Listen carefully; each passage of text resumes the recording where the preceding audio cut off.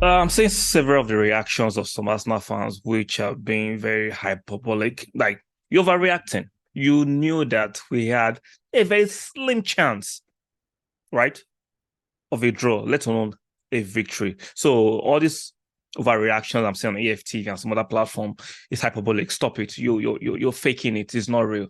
Now, let's get into the meat and bones of this conversation I'm about to talk about.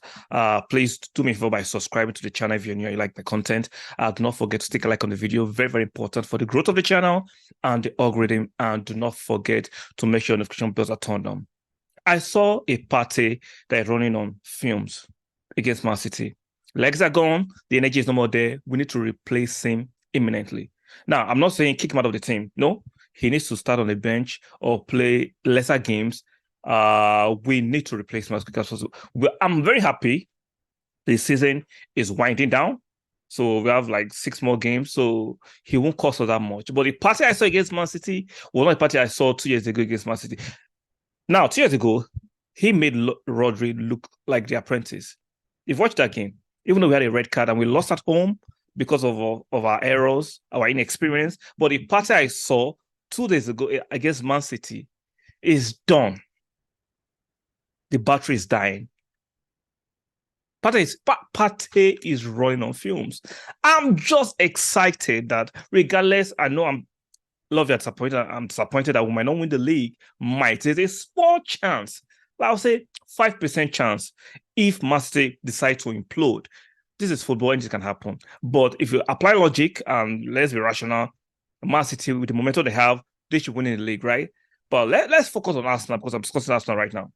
The party I saw, even though the commentators tried to make the issue a party issue solely, no, the team was poor, Holding was culpable, Odegaard was culpable, a lot of people were culpable. But the party I saw against Man City is done. The legs are gone. The energy is gone. He was running as if he was receding. He's running forward. It looked as if he was receding backwards. It's done. We need to replace him imminently. Imminently. And I'm going to report Arsenal are planning to actually revamp the midfield. They plan to bring in a new 6 and a new 8. And for Xhaka too, I think Xhaka has done his best, even though this season is his best scoring season for Arsenal. Most goals for Arsenal, even assist. He has done fantastic, but we need to move on from Xhaka. I'm sorry. I'm not saying sell him. Let him come in other games. See, you're going to play champions in the next season. So we need a bigger squad and a better squad. And we are getting close. So people that are pushing the narrative that there's a wide gap between Arsenal and Man City are not being totally honest. Right? They ran this narrative last season when we couldn't make fourth, and they said, "Oh, Arsenal might never make comfort again in a long time." And come on, look at this season. We've been fantastic until the last few games. Our momentum has slowed down. I understand we took a battering at the Etihad. Fair. But the gap is not as wide as the game is suggesting. All we need to bring in 2 or 3 quality players at the right position. And let's touch on the Jesus issue too. I think Jesus, I respect what he has done for us. He has proved our team. Let's be real. Let's be totally honest. Jesus will not fire us to the promised land. He's a good player, but if you want to compete at the level, you see, Man City is moving levels upwards and upwards, right? If you want to compete at that Man City level and win the Champions League too, beat the likes of Real Madrid, Jesus is a good striker, but he is not a little striker and a little finisher. He has the skills, the artistry, can drop a shoulder, can drop a shimmy, can dribble. He can draw players away from the wingers like Martinelli and Saka and open up the spaces. But when it comes to being later, getting a chance and burying it, he misses so many chances. I'm sorry. I'm not saying selling. Bring in a little striker. Like I said, if we bring in at least 4 quality players to this team, I bet you'll be competing with Man City toe to toe. Or, in my opinion, we need 2 midfielders, a right back. Maybe you can say 5. I don't trust the Kroenkes to go to that limit and give us 5 world-class players. Oh, no, might not be world-class players, right? 5 very top-class players, because I think we need a right back. So Ben White and Saliba can share Even Tomiyasu can play as center halves. So if one is on out, one can get it. Let's be fair to Arteta, even though I've been very critical.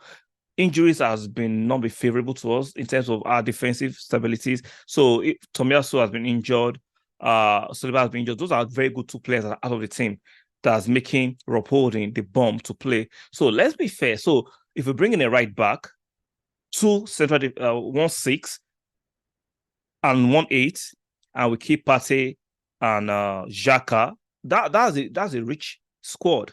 Now, Jorginho, for me, I think even though he signed an 18 months contract, he should be sold this summer. He should be sold. He cannot play the way we play. He's looking useless. He doesn't even get games in critical times that we need him. He cannot play the high pressing game, the high octane energy game. He can't compete. So we need to find a way to sell him and get a little bit of change, and that'll be fair. Lokonga, he's gone alone, or I sale.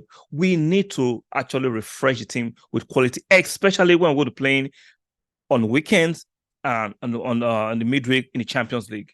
We need a deeper score. And for Jesus, like I said, I'm not saying write him off.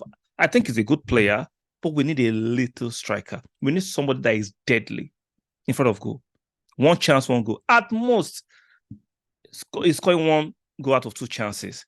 But Jesus sometimes misses 4 to score 1. That is not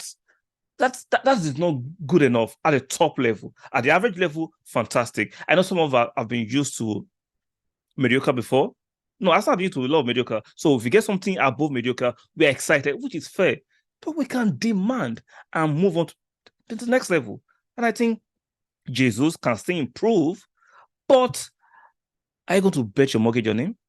I don't think so.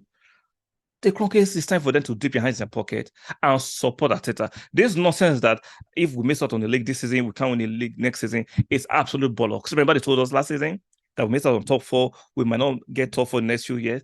Absolute bollocks. Football don't work that way. The team doesn't have that kind of a gaping hole like that. No.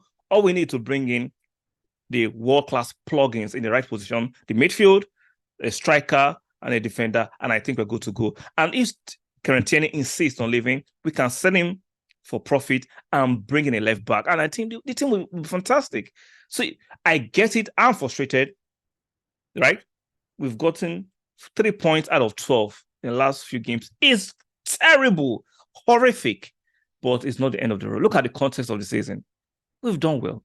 Even though I don't support the bad decision of Arteta, in my opinion, for playing Holding over Ben White, when you have Waters who can play as right back, and I get it, it's annoying, but let's wait and see what Arteta can do with better quality squad members next season. So let me know in the comment section, what do you think? Are you optimistic that the Kroenkes will actually dip your hands and bring in a 6 and 8 this coming season? While do you think Xhaka will take staying on the bench sometimes? Do you think Xhaka will almost force him to leave the club? Let's see how to turn out. Let me know your opinions in the comment section. Like I said, like, share, subscribe. I'll see you guys in the next one.